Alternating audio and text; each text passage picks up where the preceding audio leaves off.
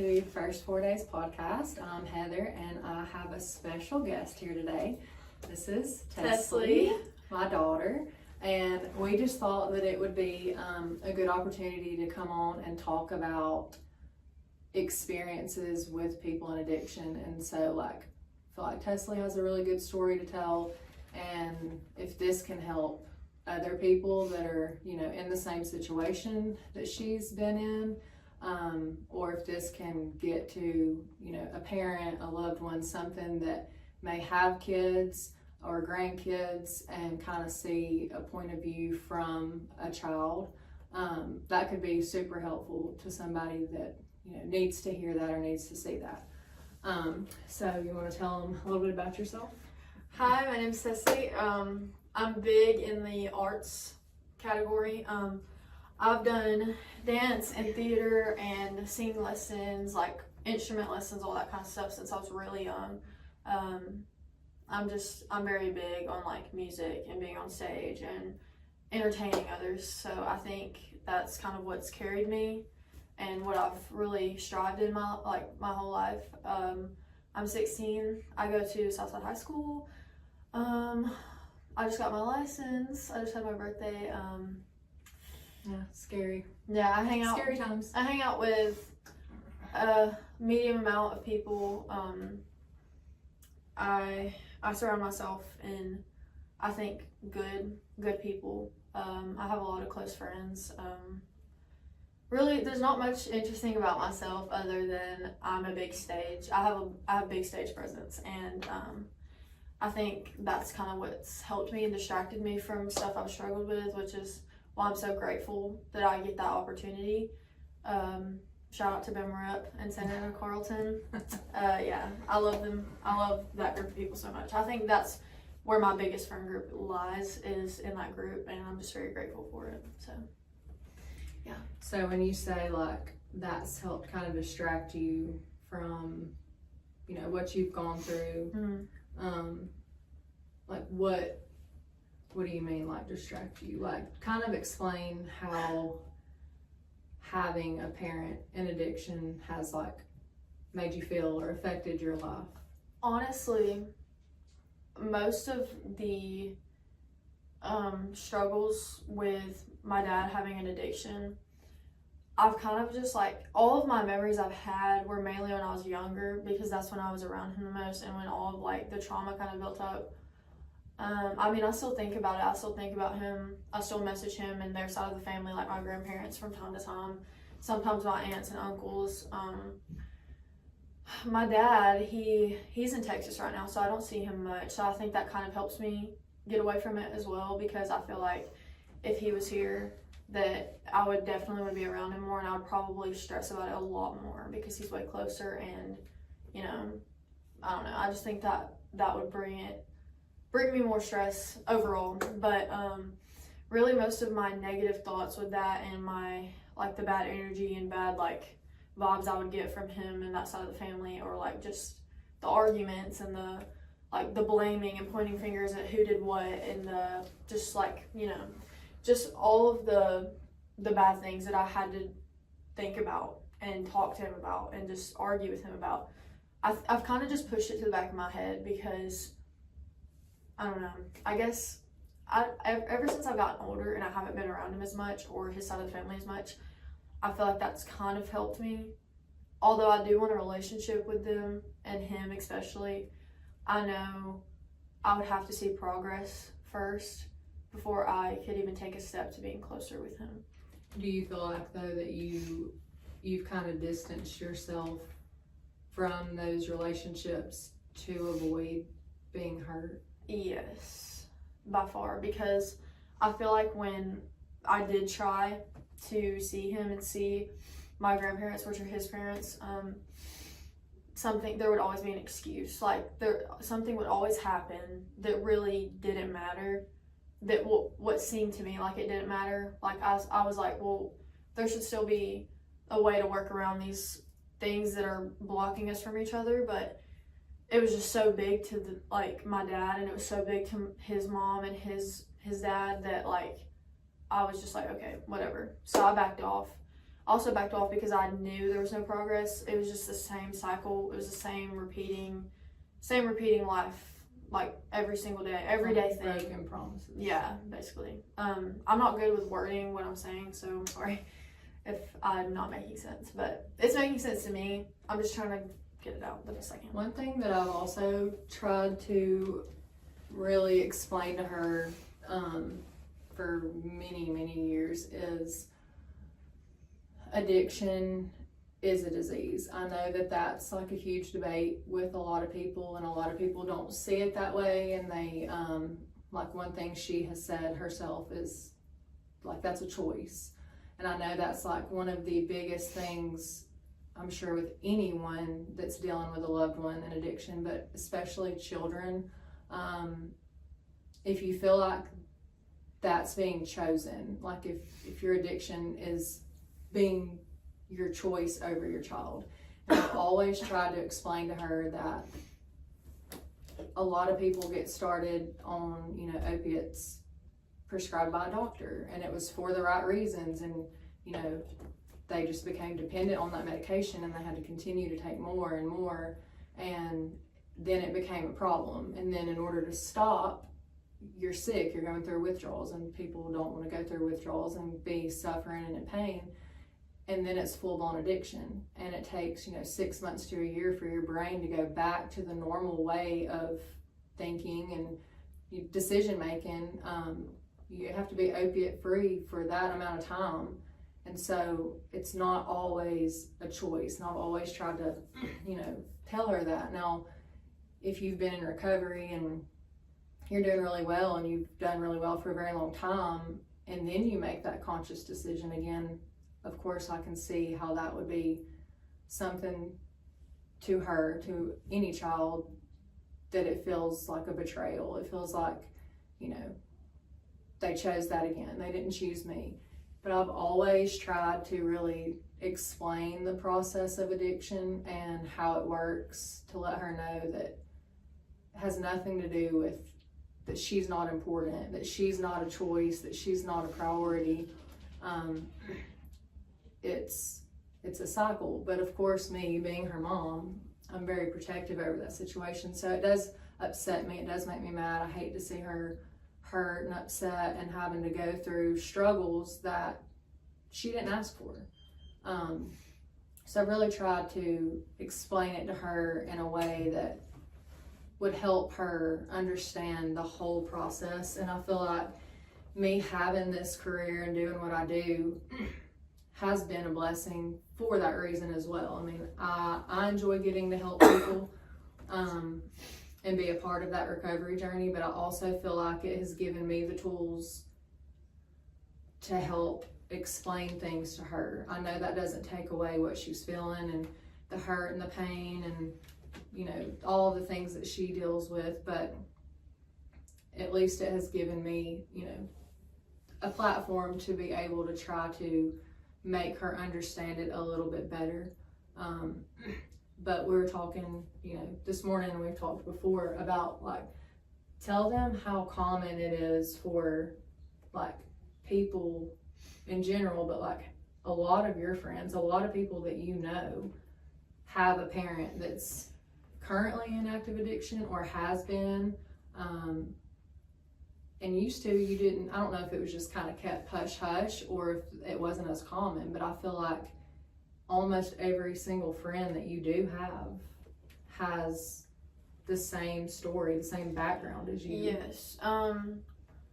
I think with this being such a small town, it's very easy to find out that people around you have struggled with that, or their family members or their friends have, which is probably why I know so many people's stories, because I don't think a lot of people like talking about things that have put them through trauma as a child or even as the age they are now. But yes, a lot of people around me have struggled with either themselves or others being stuck on a substance, and it is very upsetting. And I know, like, sometimes there's kind of like a weighing, like a scale. Like, either it's they chose that path and they wanted to try it and then they got hooked on it, or either it's they got pressured or they tried it and didn't think they were going to like it, and then, you know, like, or either they just, you know, some people can you know, I don't know. There's just a lot of different ways that can get into your system, or that you can try that or take that path, and it just take you down this completely, like down this whole new rabbit hole. I think personally, I think that not only is it kind of a choice, like I think most of it comes to being a choice when you're offered help. I think if you are offered help and you know you're struggling and you know like it's a battle, because I mean, it's really, I think of like substance abuse as you are fighting this huge giant, which is that substance. Like you're still there, you're still in the back of your mind, like your soul, your body, like you as a person, you are still there and you're struggling. Like you want to be better. There's a part of you that wants to be better, wants to show everyone that they can be proud of you and that you can do what you're supposed to do, and like you can fight that. But it's also, I know, even though I've never struggled with that and I've never experienced it on my own, I know that is a battle that not many understand how hard that is to fight, which is why I have high hopes for my dad, and I always have, and I always want to, and I always will, because I know people can get better. I've seen it. Like I've seen many people that have abused substances that have gotten better, and it's like they're a completely different person. Like you see so many new traits and so many new things that they're sharing with you, and that they're giving off such a new like good vibe that they're giving, and it's literally like an angel just reached down and grabbed them and helped them and protected them and like helped them get through that fight. It's like, it's really amazing to see. And that's what I hope for with my dad, because a lot of people on his side of the family have struggled with that. And I think that's another reason, like he's kind of surrounded himself with that. Like it's not his fault. I think most of it had to do with him being in the army and like him getting injured. I know also like the people that he was friends with did that stuff, and like, you know, just a lot of the family members on that side did it. So I think there's a lot of reasons he could have ended up being that way. And it's a very, like I said, it's a scale. Like I love him so much. He's my dad. Like I'll always love him. There's not a time I won't. I think that's a big thing that parents that are like addicts and stuff, I think that's what they struggle with, is they think their kid is not going to love them anymore, and they think their kid's going to forget about them, and they think like, you know, their kid is going to block them out forever. But that will not happen if there's a change. Like me as the child, I want to see a change in him before I can before I can like trust him again, because with how I've grown up, I mean, I'm 16 years old. I haven't really had him around since I was 4.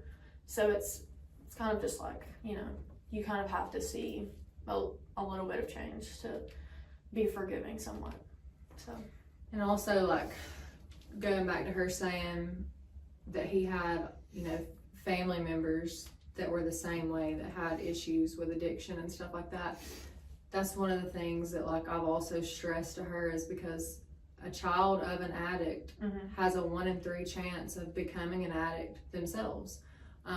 Whether that be just by learned behavior, or if that's just how their brain is chemically made up. I tell my patients all the time, like, I've had surgery. I've been prescribed pain medication for after surgery. It did nothing for me. It made me sick. It just made me want to sleep. I did not like it at all. It's not something I wanted to continue to do. It didn't give me that good feeling. But I also have friends that, you know, I grew up with and went to school with that, you know, they had the same surgery, a knee surgery or something, and got one taste for it and they loved it. They had all this burst of energy. They felt like they could get things done, they could be productive, and they wanted to continue to feel this good feeling that they were feeling. And then it snowballs into, well, you know, that one is not doing it for me anymore. I'm still in pain. I need to take another one, which in turn continues and continues. And then when you run out of what you're prescribed, that's when people go to the streets and they find what they're able to find. And if they, you know, can't find what they're looking for, they may get something else. And eventually everything is not strong enough to take that pain away. And it just continues. It's a vicious cycle. I'm constantly on her about, you know, you can't take that chance. I know that teenagers experience, peer pressure, and I know that they want to try new things and everything else, and I'm a realist, and I know that could be a possibility at any time, but I try to explain and stress to her that, you have a very strong chance of that being you in that same situation, even though he's not, been around and you haven't seen that day to day and wanted to copy behavior. That doesn't mean that it's not the same up here. So luckily she's always been a really good kid, and she surrounds herself with good people, and she does stay busy all the time with theater and singing and stuff like that. So I feel like that has been a blessing. But I also know that she doesn't want that for her life. Obviously, no one does. No one wakes up and says, I want to be an addict. I want to be addicted to something. And I think with trauma from it, it kind of scares you from it. Like, it really, I've noticed, I have been around people, like, I have made such close friends that have abused substances, and I think that is why, like, I don't even mean to push those people away from me, but not only am I pushing them away for the better of myself, but also I try to help them. Like, I tell the people that I end up being good friends with, like, you need to calm down, you need to get better. Like, I genuinely, I physically and mentally cannot put myself in a position to be close to someone like that because of how my dad was. Like, I'm so scared that I will fall into the same hole that my friend is or whatever. And I just know how hard that is to deal with. And it really makes me sad because people at such a young age think that that's a good way to get out. A really good movie, I know this is kind of off topic, but a really good movie, if you are an addict or you are someone that has struggled in your life with someone that was an addict, or you have a friend or a family member that is an addict at the moment, especially if you're an addict. I think if you are addicted to anything, you need to watch the movie Beautiful Boy. It has Timothée Chalamet in it. He's an amazing actor. It's based off of a true story. It's a really good movie. It's a really good movie. I think if you want something to push you and to make you kind of like wake up, that is a really good movie to watch if you abuse substances. I watched that, and that really changed my perspective, because not only was I seeing how a parent was that made me think about how, like, if I was an addict, that's like that. I was like thinking, if I was to ever be an addict, which I don't think I ever will be. I strive to not be one. And I'm not judging anyone that is an addict. Like, I know, like I said, that is a battle. That is a demon you are trying to fight, and I know addiction is horrible. And I genuinely feel like sympathy or empathy or whatever it is for people that struggle with that, because I know I agree that it is a disease. Like, yes, it somewhat is a choice, but I agree that is horrible. It's like really, and it's deadly too, which is what really scares me. But yeah, I think you're talking about the movie. Yeah, that's what I was getting back. That's what I was getting back to. I was thinking, like, if I was an addict, seeing my mom like that, like, just watching the scenes of his dad and his stepmom in that movie struggle with how he was, like, it kind of made me think the kid in that movie, Timothy, the guy that was playing the son, that made me picture that was my dad, and that was his parents. Like, I was thinking, like, I was placing the characters as the people in my life.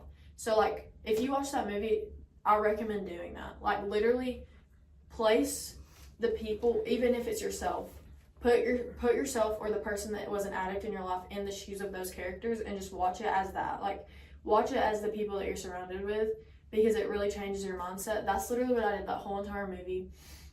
I also put myself in the parents' shoes. Like, I was thinking, if I had my own child and that happened to me, like, that's, like, devastating.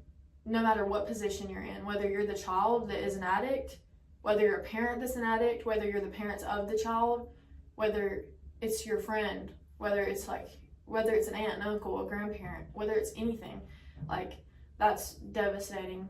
And it's just, it's like that movie made me literally, I felt so heartbroken. Like, it was just so realistic. It tells a really good story too Yeah. about how, like, when you truly love somebody and all you want is for that person to be better, like, you don't give up. You don't want to give up. You want to let them find that rock bottom. You want to let them not have you to run back to or whatever. But at the end of the day, like, your phone rings, you're terrified. You think it's a terrible phone call. It just shows how the dad in that movie, he battles so hard and struggles with wanting to be there immediately for his son because he's so glad he's still around, and he's so glad that, you know, he walks up, and even though he knows he's actively on a substance, he's just so glad to see that he's still there. He's so glad when he gets a phone call and it's not that his son is somewhere, you know, in a hospital or something worse, that he's just so relieved. Like, you spend your entire life trying to make sure someone else continues to have a life. I used to always say, like, back when her dad was still around really struggling, like, I'm like, I've lost myself trying to find you.